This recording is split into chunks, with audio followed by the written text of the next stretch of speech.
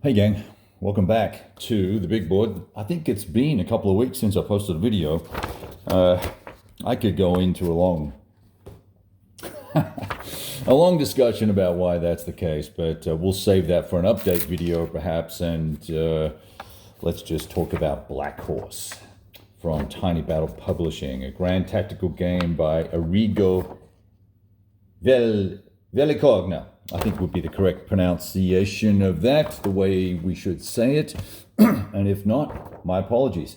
Now, I am not done with this game yet, and in fact, I'm only just about to wrap up turn one. I think we may have one or two more activations to go, depending on how far the Soviets want to push things. But I saw that a few folks have put some gameplay videos up. I haven't had a chance to watch them yet. I saw one that talked through the counters and bits and pieces, informational stuff, but I didn't get into the gameplay, mainly because I don't want to spoil my view of what's going on here or color my perceptions of what's going on here. And so I want to preface everything that I'm saying here because I've got some comments that are probably not going to be taken well by the designer. But I want to preface my comments here by saying that the concepts that are here are really, really interesting. And I'll outline the two things or three things that I think make a big difference from most other games, whether hypothetical World War III or not, that I've played, that I think could really be a fascinating sort of series of games if things were matured a little bit more. So a couple of things. So let's look. So obviously, well, let's start with the number one thing. The C3 concepts, the command and control, communication, stuff like that, is all driven by this command track on the right. And you start out at the one block unless the scenario says otherwise. And each activation, you will move either one or two boxes down the track, right? And you can see these colors on here, the green, yellow, the orange, and the red. Well, the further down you go with those boxes, the more difficult the activations become. And by that, I mean that you will be rolling on a snafu table that is going to provide you with nasty things particularly once you get down into the red zone. So let's have a look over here, the snafu table. And apologies for picking up the camera and holding it, but hopefully it's reasonably steady. You can see on the red side, there's only two chances in 12 actually of, even though it's a D10 roll, I'll explain that in a sec. There's modifiers for HQs being disrupted and being heavily engaged and stuff like that. But nevertheless, red, you've got two chances in 12 of having no effect, meaning that you just get to run your stuff the way you want.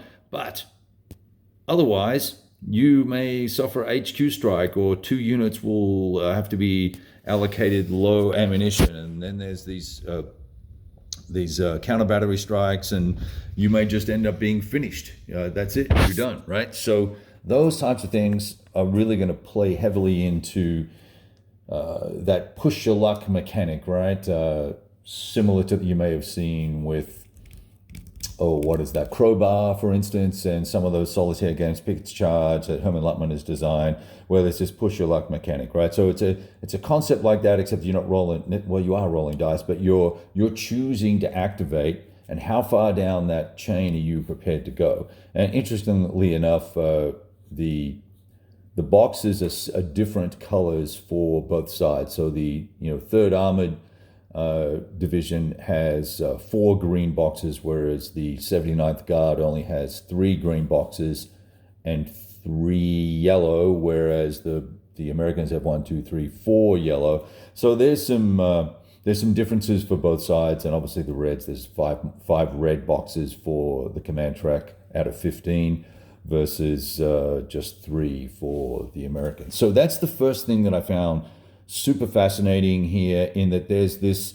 mechanic that as you move down that command track, you're attriting away or making your forces more brittle or more susceptible to the enemy's actions, and it's a combination of command and control and a morale and training and efficiency and all those things that you might have, other factors on the counter representing that, right? So there's that aspect. And then the second part of that, first part, is that you can recover these, excuse me, with the fingers there, you can recover, notice how I chopped off a chunk of my fingernail.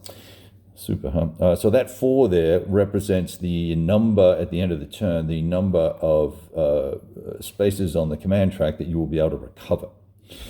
So that each turn, so that's pretty nifty. Each turn's a couple of hours, I believe. I think it's maybe it's 3 hours. I think it's 3 hours. Is that right? Yeah, 3 hours.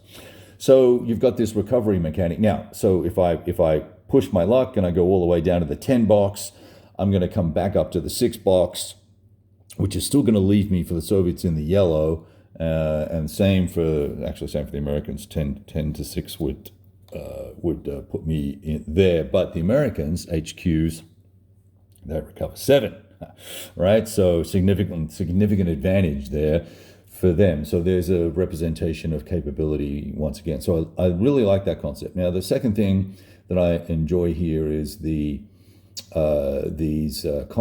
ideas behind having forces on these boxes. I forget what they're called, regimental boxes, where you've got units that are being reorganized, that have been eliminated. So there are 2 steps per most unit, and then the third step moves you to the reorg box, and you will then come back as, I believe, as a reduced unit. I'd have to double check the rule. Haven't had a chance to bring anyone back yet, so have not paid attention to that yet.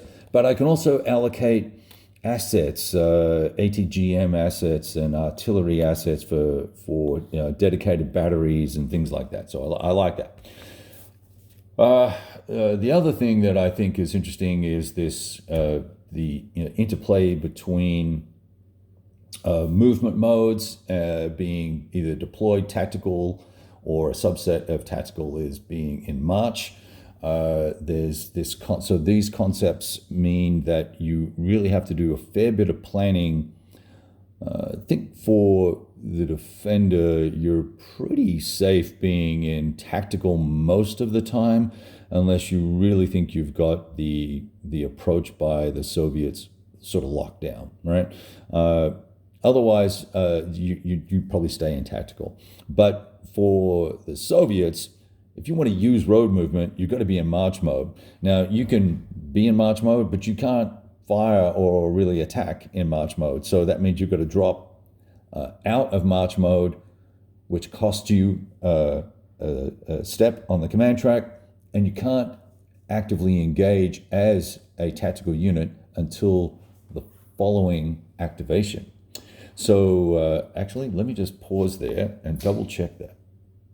Yes, that's correct, until the next activation. So that would mean I would drop a 1 down on the command track. So I'm in march mode. I elect to drop out of march mode. I've spent 1 of my command track points, and then next activation, I can immediately reactivate again once the opposing forces have had their activation, and I could then be in tactical mode and then attack, right? So it's got this a lot of choices need to be made around how you're going to approach movement and deploying to attack. And you obviously get, if you're trying to do close assault, you've got to be in deployed mode, which means you really basically need to be adjacent, because you only move 1 hex in deployed mode to get some engagement going. So there is this close assault concept, and then there's this ranged fire.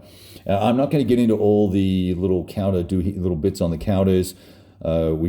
There's lots of commentary on that already online about people that like the sets of numbers on there, and people that don't like the sets of numbers and what they would do differently. I may have some comments as we ramble along here a little bit, but we'll see. So let's talk about things that have been a little bit frustrating. And I think you need to know this so that you make an informed buying decision. And my suggestion would be, based on my gameplay so far, that this is a game well worth purchasing, particularly if the publisher or the designer can redraft the rules or clean the rules up, Or you can grab, Mo has been working on a blackhorse player aid, which summarizes everything out. It clocks in at just 3 pages. Not a lot of complex rules here, and the rule book could actually be significantly shorter if it was worded more correctly and more succinctly. I think there's a lot of extraneous fluff in the rule book that is not necessary. But this player aid that I've gone backwards and forwards with Mo on this, but it is all Mo's work, not my work, just highlighting some things. And I believe there are already corrections in play for scenario corrections, et cetera, because there's some mistakes in the scenarios, and they're also a little bit hard to read. I don't know if they're going to reformat those. But let's talk about a couple of things that I found curious. And I'll just give you some examples here. In one in particular, so for helicopters in 13.5, helicopters and command range. For the purpose of movement orders, helicopters can operate at double the command range of the controlling HQ, which, you would choose which HQ they're allocated to and all that fun stuff, which is nice. Then it says, full stop, thus, a helicopter can be placed on the map at twice the printed command range of its controlling HQ. It's completely superfluous, right? Or however you say that word. We don't need that repeated twice. What we need is an understanding of what the range is for helicopters and what they can do on the map. Can they fire? What targets can they fire at? What targets can they not fire at? How does the movement work and all that sort of fun stuff? 13.1 covers movement orders and fire orders in 13.2. So there's examples of that all through the rules. The descriptions of not reaction fire, because that's actually done pretty well. 9.3 armor piercing fire. Just a word salad here, I think is the term that Mo used, which probably covers it pretty accurately here. Could be much more succinct. The fact that we've summarized the rules down in 3 pages probably tells you something, right? There are gaps in the rules for the movement table. Does not tell you that march mode has 4 movement points. You've got to kind of guess that that's the case, or infer that that's the case. Now, these may be errors, they may be omissions, or they may just be lack of playtesting with independent playtesters. I believe that designer Arrigo said that he and his friends had played it a lot and playtested it, and it sounded very much like an Adam Starkweather, oh, it's been playtested, buddy. Trust me, it's all good. No, it hasn't. There's a lot of stuff in here that's just sloppy that I would encourage you not to be dissuaded by, but be aware of before you purchase it. All right, so let's talk about the map and the components. First thing, map is fantastic. I love it. It gives me the feel of what's going on, and the scale is about right. It'd almost be nicer, if they were going to do this in a big box version, to have a larger map with larger hexes. That'd be kind of groovy, because as you can see, we get a little close here. The counters. The printer for Tiny Battles Publishing, it's a budget printer, and you got side nibs, and it is what it is. They don't bug me too much. I'm not going to go to the trouble of cutting all these little things off. I know that some folks have already. I think the counters are the typical thickness that you would expect from Tiny Battle Publishing. This is not Flying Pig standards or quality. Well, a couple of things that would have been better, could have been nicer, I should say, are these division formation, these regimental and divisional formation status cards. These need to be much bigger. These should have been full scap sized, A3 sized pages, laid out a little better, and then we could have some summary notes on the side there about how we handle the command track and stuff like that. Because look, we're super cramped in here. I've got stuff in the reorg bucket because they all belong here. Just not enough room, right? The charts, there's one chart or tables. We've got a terrain effects chart here and an order summary on the side that lets you know what you can and can't do. Very nice. And then this side is the combat results table, the airstrike generation table, and then this snafu table that I showed you earlier on. Combat is, you know what, I'm not even going to get into it because it's super straightforward. once you appreciate what's going on here.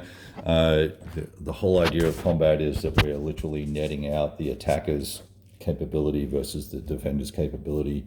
Gives you a number plus or minus various DRMs for modes and terrain and bits and pieces, and weapon types, of course. And then you need to roll a die, and that number needs to be equal to or less than that net firepower number. That's how I read the rules. Super straightforward. That's for all the ranged fire stuff. Where it does get a little confusing is some units have. So let's grab a tank unit here. So on AFV unit probably would be the correct term. So this guy here on the right hand side, you got a 5 and a 7. It's an orange and red. It's a little tricky to read. But this guy has 111 there. See that? That's an orange 11. Orange background 11 with white font. Attacking a white background, orange defensive factor numeral. What I would have loved to have seen would be an orange background attacking an orange background, both with white numerals, right? So that we can just follow stuff along and I don't have to second guess myself, which one am I using? Because we've got some, where was that here? We've got some vehicles like BMPs that have both cannons and ATGMs, right? But only one defensive factor. So, and they're both, well, that's one's orange and one's red there. It's very hard to tell the difference there. So minor quibbles, not an issue. So far, it's been very interesting to see. Let me just hold the camera up a little bit so you can get a picture of the map and you can see what's up next, right? We've got the 11th ACR falling back in front of the two regiments. We've got the 172nd at the top and 45th Guard Tank Regiment down here, looking to do the pincer movement to get into Fulda on the left where all those plastic markers are. And it's very dynamic. And we're only in the first turn and I'm already having a good time. What's taking a long time to go through what has been, let's see, 6, 10, 15 activations is being pulled out of the immersion by having to do rule lookups. I think with a clean rule book, we are going to have a very fine game system here that hopefully will get the big box treatment and be expanded. I could see this being a fantastic multiplayer game. I could see this being expanded across a regimental, multiple regiments across larger maps. I could certainly see this probably the same type of concept being applied at a divisional scale as well, which would be pretty interesting. So anyway, that's Blackhorse for the moment. I'll tune in with, I think I'll try and do a couple of activations and we'll run through some things and hopefully get into some combats, and I'll try not to make too many mistakes, and we'll see how things go from there. And I look forward to you guys catching up with me soon. I'll do a little Christmas update at some point. We'll talk soon. Ciao.